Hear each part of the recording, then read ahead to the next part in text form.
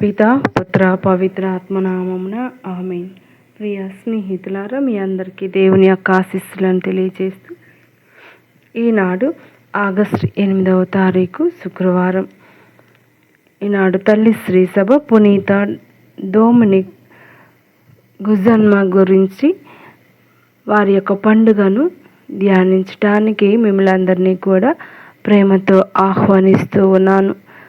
Spain దేశ గురువు, Dominic సభ వ్యవస్థాపకుడు, మత సాక్షి, క్రీస్తు శకం 1170 నుంచి 1221 వరకు పునీతుడు జీవించి ఉన్నారు. ఈనాటి మొదటి పట్టణము ఆదికాండం 4వ అధ్యాయం 32వ వచనం నుండి 40వ వచనం వరకు, మత్తయి సువార్త 16వ అధ్యాయం 24వ వచనం నుండి 28వ వచనం వరకు. ఈనాటి సువార్త పఠనాన్ని చదువుకుని పునీతుని యొక్క జీవిత విశేషాలను ధ్యానించుదాం. నన్ను అనుసరింపగోరువాడు తన్ను తాను పరిత్యజించుకొని తన సిలువను ఎత్తుకొని నన్ను అనుసరింపవలెను. తన ప్రాణమును కాపాడుకొని చూచువాడు దానిని పోగొట్టుకొనును. నా నిమిత్తమై తన ప్రాణమును దారిపోయేవాడు దానిని దక్కించుకొనును. మానవుడు లోకమంతటిని సంపాదించి తన ఆత్మను కోల్పోయినచో వానికి ప్రయోజనమేమి? తన ఆత్మకు బదులుగా మానవుడు ఏమి ఇయ్యగలడు?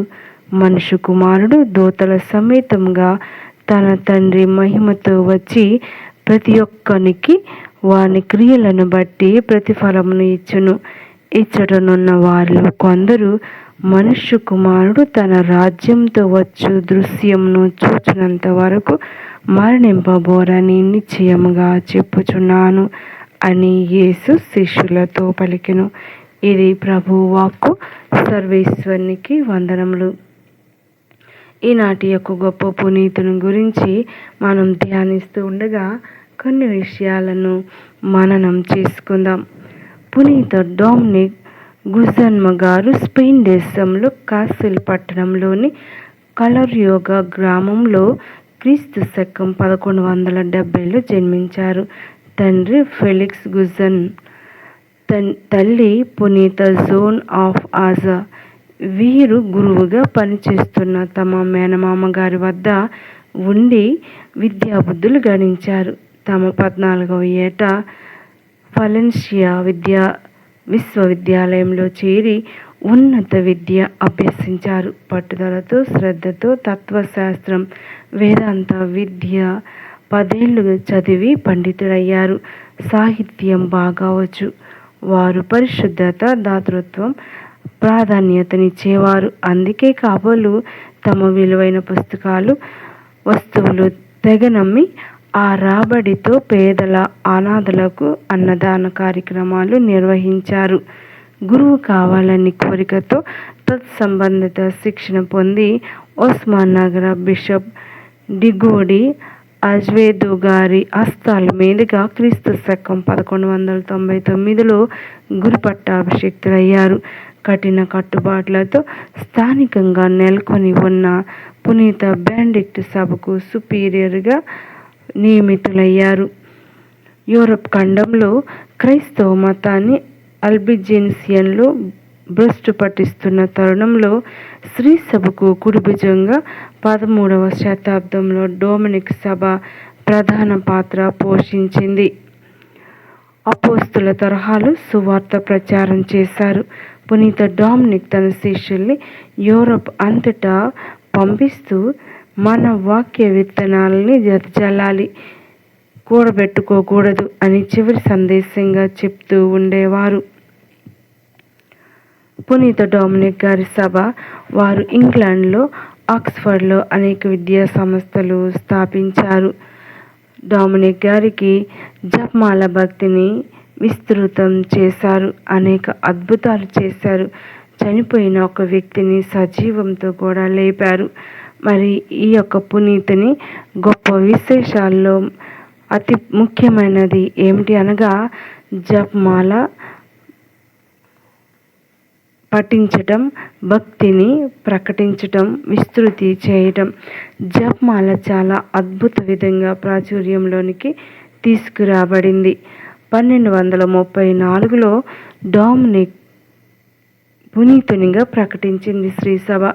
అప్పటికే ఆయనను ప్రజలు భక్తిభావాలతో గౌరవించటం చాలా ప్రాచుర్యం పొందింది. సర్వశక్తివంతుడైన దేవుడు తన 10 ఆజ్ఞల శాసనాన్ని పవిత్రమైన సీనాయి పర్వతం మీద ఏ విధంగా మానవాళికి అనుగ్రహించాడో అదే రీతిలో జపమాల కూడా అంతే ప్రాధాన్యతతో ఈ ప్రపంచానికి వసగబడింది. పవిత్ర ఆత్మతో ప్రేరేపించబడి దేవమాతతో సూచించబడిన ఈ జపమాలను పునీత డామినిక్ తన జీవితమంతా ప్రాచుర్యం చేయడంలోనే గడిపాడు. తన జీవితంలో జపమాల చెప్పడం ద్వారా ఆదర్శమిచ్చాడు. తన ప్రసంగాల్లో జపమాలను గూర్చి బోధించాడు. పట్టణాల్లో, పల్లెల్లో, ఎత్తైన ప్రాంతాల్లో, పల్లపు ప్రాంతాల్లో వేదాంత పండితుల మధ్య విద్య లేని పామరులకు, విశ్వాసులకు, అవిశ్వాసులకు, స్త్రీ సభ సభ్యులకు, తప్పుడు వాదనలు చేసేవారికి అన్ని వేళలా, అన్ని చోట్ల, అన్ని సందర్భాల్లో డామినిక్ జపమాలను ప్రచారం చేస్తూ జీవించాడు. ప్రతిరోజు ప్రసంగం ముందు జపమాల చెప్పేవాడు. జపమాల ధ్యానంతోనే ప్రసంగాన్ని సిద్ధం చేసుకునేవాడు. పూర్తయిన తర్వాత దేవమాతకు వందనాలు అర్పించేవాడు. ఒకరోజు ప్యారిస్లోని నోట్రదామ్ వద్ద ప్రసంగం చెప్పవలసి వచ్చింది. ఆ రోజు సువార్తికుడైన పునీత యోహాను పండుగ. డామినిక్ ఆ ఎత్తైన పీఠం వెనుక ఉన్న చిన్న దేవాలయంలో పండుగ సందర్భంగా చెప్పే ప్రసంగాన్ని జపమాల ద్వారా తయారవుతూ తన జపమాలను కొనసాగిస్తూ ఉన్నాడు. అలా జపమాల ప్రార్థిస్తూ ఉండగా దేవమాత ప్రత్యక్షమైంది. డామినిక్ అని పిలిచింది. ఆయనకు అది సాధారణమైన దర్శనం. ఎందుకంటే దేవమాత ఎన్నోసార్లు ఆయనకు దర్శనమిచ్చింది. నీవు చెప్పాలి అని సిద్ధపడ్డ విషయాలన్నీ మంచివే, కానీ నేను ఈరోజు నీకు అందిస్తున్న ఈ పేపర్లోని విషయాలు మరింత మంచివి. కాబట్టి ఈరోజు నీవు ఈ ప్రసంగమును, ఈ అంశమును గురించే సాగాలి. ఇది నువ్వు చెప్పే ప్రసంగం కన్నా మంచిది. ఈరోజు పునీత యోహాను పండుగ అని నాకు తెలుసు. అయినా నీవు ఈరోజు ప్రసంగాన్ని చెప్పాలి, ఎందుకంటే ఇది చాలా ముఖ్యమైనది అని చెప్పి ఒక పేపర్ను డామినిక్కి చూపించింది. డామినిక్ చాలా భక్తితో ఆ ప్రసంగాన్ని చదివాడు. తరువాత ఆ ప్రసంగం పేపర్ను దేవమాతకు అందించాడు. ఆ తల్లికి వందనాలు చెల్లించాడు. ప్రసంగం సమయం వచ్చింది. డామినిక్ పవిత్రమైన స్థలాన్ని చేరుకున్నాడు. పునీత యోహాను గురించి ప్రస్తావించకుండానే ప్రసంగం కొనసాగింది. పరలోక రాజ్ఞి అయిన దేవమాతను సంరక్షించే భాగ్యాన్ని పునీత యోహాను పొందాడు అన్న మాట మినహాయించి మరే మాట ఆయన గూర్చి మాట్లాడలేదు. గొప్ప గొప్ప వేద పండితులు అక్కడున్నారు. వారందరూ ఆశ్చర్యపోయారు. గొప్ప గొప్ప వేదాంత సారంతో ప్రసంగం సాగుతుందని వచ్చిన ఆ పండితులు అతి సాధారణమైన స్థాయిలో సాగిపోతున్న ప్రసంగానికి ఆశ్చర్యపోయారు. పవిత్ర ఆత్మశక్తితో ఆ ప్రేరణతోనే తాను ఈ మాటలు చెప్పానని, ఈ లోక జ్ఞానంతో కాదని డామినిక్ స్పష్టంగా అప్పుడు వారికి చెప్పాడు. ఈ విధంగా డామినిక్ జపమాలను గురించి ప్రసంగించసాగాడు. దేవమాత జపం గూర్చి ప్రతి పదాన్ని వివరించుకుంటూ అతి సాధారణమైన భాషలో చిన్న పిల్లలకు చెప్పినట్లుగా డామినిక్ ప్రసంగించటం అంతకుముందు డామినిక్ ప్రసంగాలు విన్నవారికి ఆశ్చర్యాన్ని కలిగించింది. దేవమాత సూచించిన విధంగానే ఆ ప్రసంగం సాగింది. దేవమాత పేపర్లో చూపించిన ప్రసంగాన్ని చెప్పి ఆయన తన ప్రసంగాన్ని ముగించారు. కర్తజెన ఒక గొప్ప వేద పండితుడు ధన్య అలన్ ది లారాకు తన పుస్తకంలో వ్రాసిన విషయాలు మనకు తెలియజేస్తూ ఉన్నాడు. ఒకరోజు డామినిక్ దర్శనంలో కనిపించి ఈ విధంగా ధన్య అలన్తో చెప్పాడు. నా పుత్రుడా, బోధించడం మంచిదే, కానీ దానిలో ఎల్లప్పుడూ ఒక ప్రమాదం దాగి ఉంది. బోధించేవారు తమ గొప్పలు చెప్పుకుంటున్నారు, కానీ ఆత్మలు రక్షించబడాలని కాంక్షించరు. నాకు ప్యారిస్లో ఏం జరిగిందో చూడు. నేను చాలా గొప్ప ప్రసంగం చెప్పాలని, నా పాండిత్యం అంతా వాడి పండితులందరినీ సంతోషపెట్టాలని అనుకున్నాను. ఏదో గొప్పవాడిని అనిపించుకోవాలని కాదు, కానీ అక్కడ చాలా గొప్ప పండితులు ఉన్నారు కదా, అందుకే అలా ఆశించాను. 1 గంట ప్రసంగం చెప్పడానికి ముందు నా అలవాటు ప్రకారం జపమాలను ధ్యానిస్తూ నా ప్రసంగాన్ని సిద్ధపడుతున్నాను. ఒక్కసారిగా నేను మతి చెల్లించిన వాడిలైపోయాను. నా ప్రియమైన స్నేహితురాలు, దేవుని తల్లి అయిన దేవమాత నా వద్దకు ఒక పుస్తకాన్ని చేతబట్టుకుని రావటం చూశాను. డొమినిక్ అని పిలిచింది. నీవు సిద్ధపడ్డ ప్రసంగం చాలా మంచిది, కానీ ఎలాంటి అభ్యంతరం లేదు. నేను తీసుకొచ్చిన ప్రసంగం దానికన్నా చాలా గొప్పది. కావున ఈరోజు దీనినే నీవు బోధించు అని చెప్పింది. నేను సంతోషించాను. ప్రతి మాటను శ్రద్ధగా చదివాను. ఆ మాట చెప్పినట్లుగానే నేను చెప్పవలసిన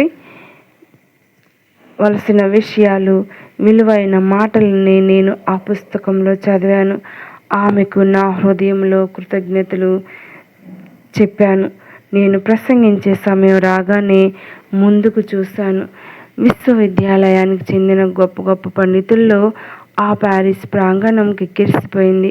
చాలామంది విద్యావంతులు, గౌరవనీయులు అక్కడ సిద్ధపడి ఉన్నారు. సర్వశక్తివంతుడైన మన ప్రభు నా ద్వారా చేస్తున్న అనేక విషయాలను ఇప్పటి వరకు అక్కడ ఉన్నవారు కొందరు కన్నులారా చూశారు, కొందరు విన్నారు. అలాంటి వారి మధ్యకు నేను వెళ్ళాను. ఆ రోజు సువార్తికుడైన యోహాను పండుగ, కానీ నేను ఆ రోజు అంతా ఆయన గురించి చెప్పింది ఒకటే. అదేమంటే, ఆయన పరలోక రాజ్ఞిని తన ఇంటికి తీసుకుని వెళ్ళి సంరక్షించే భాగ్యాన్ని క్రీస్తు శిలువ వద్ద పొందాడు అని. ఓ వేదాంత పండితులారా, జ్ఞాన సంపన్నులారా, మీరు ఎంతో గొప్ప విజ్ఞానంతోనూ వేదాంతంతోనూ నిండిన ప్రసంగాలు వినటానికి అలవాటు పడి ఉన్నారు. మీకు నేను ఈరోజు చెప్పే ఈ ప్రసంగం ఈ లోక జ్ఞానంతో నిండిన మీకు రుచించదు అని నాకు తెలుసు. ఈరోజు నేను మానవ జ్ఞానంతో మాట్లాడలేదు, కానీ దేవుని పవిత్ర ఆత్మను సూచిస్తూ ఆ దేవుని గొప్పతనాన్ని ఆత్మ ప్రేరణతో వర్ణించాలని ప్రయత్నిస్తూ ఉన్నాను అన్నాడు. అనేక సందర్భాల్లో ప్రభు అయిన యేసుక్రీస్తు మన తల్లి దేవమాత పునీత డొమినిక్ను తన దర్శనాల్లో బ్రతిమలాడేవారని, జపమాల చెప్పేలా పాపాత్ములను కోరమని, జపమాలను బోధించమని అడిగేవారని అలన్కు డొమినిక్ చెప్పాడు. ఈ జపమాల ద్వారా పాపాత్ములకు హృదయ పరివర్తన కలుగుతుందని, అంతేకాకుండా తప్పుడు సిద్ధాంతాలు విశ్వసించేవారు దేవుని సత్యం వైపు నడపబడతారని చెప్పేవారు. ఇంకా సందర్భంలో కర్తిజీన ఇలా చెప్పాడు. ధన్యాలను చెప్పిన మాట ప్రకారం దేవమాత దర్శనం ఇచ్చిన తర్వాత యేసు ప్రభు దర్శనంలో డొమినిక్తో ఇలా అన్నారు. డొమినిక్, నేను నిన్ను చూసి సంతోషిస్తున్నాను. కారణం, ప్రసంగాల్లో నీ సొంత జ్ఞానం మీద నీవు ఆధారపడడం లేదు. అంతేకాదు, ప్రజల ప్రశంసలకు ఆశపడటలేదు. నీవు ఆత్మలు రక్షించబడాలనే కోరుకుంటున్నావు. కాబట్టి నేను నీ విషయంలో సంతోషిస్తున్నాను అని ప్రభు డొమినిక్ గారితో మాట్లాడటం ఈ యొక్క ప్రసంగంలో, వాక్యంలో మనకు తెలియవస్తూ ఉంది. ప్రియ స్నేహితులారా, మరి డొమినిక్ గారి జీవితంలో తల్లి చేసినటువంటి గొప్ప కార్యాలు, మరి యేసు ప్రభు చేసినటువంటి అద్భుతమైన క్రియలు మనం ధ్యానిస్తూ ఉన్నప్పుడు ఆ యొక్క పునీతుని మధ్యస్థ ప్రార్థన ద్వారా మన జీవితాలు కూడా వెలిగించబడాలని కోరుకుందాం. మరి ఆయన పొందినటువంటి అనేక దర్శనాల ద్వారా మనకు అనేక గొప్ప కార్యాలు తెలియచేయటం జరిగింది. ఆ పునీతుడు ఏ విధంగా జపమాలను ఇతరులకు బోధిస్తూ విస్తరింపచేశారో అనుదినం మన కుటుంబాల్లో, మన జీవితంలో ప్రతిరోజు జపమాలను జపించి అనేక ఆత్మలను పరలోక రాజ్యానికి చేర్చే వారసులుగా తయారవుదాం. అనుదినం జపమాలను జపిద్దాం. తల్లి యొక్క దీవెనలు పొందుకుందాం. మరి స్వయంగా డొమినిక్ గారికి మరి తల్లి జపమాలను అందించడం మనం చూస్తూ ఉన్నాం. ఆ జపమాల ద్వారా మానవుల యొక్క దీవెనలు పొందుకుందాం.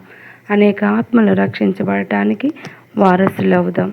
అదేవిధంగా ఈనాటి పునీతుని యొక్క జీవిత విశేషాలను ధ్యానిస్తూ ఉన్న మనందరికీ పండుగ శుభాకాంక్షలు తెలియజేస్తూ ఉన్నాను.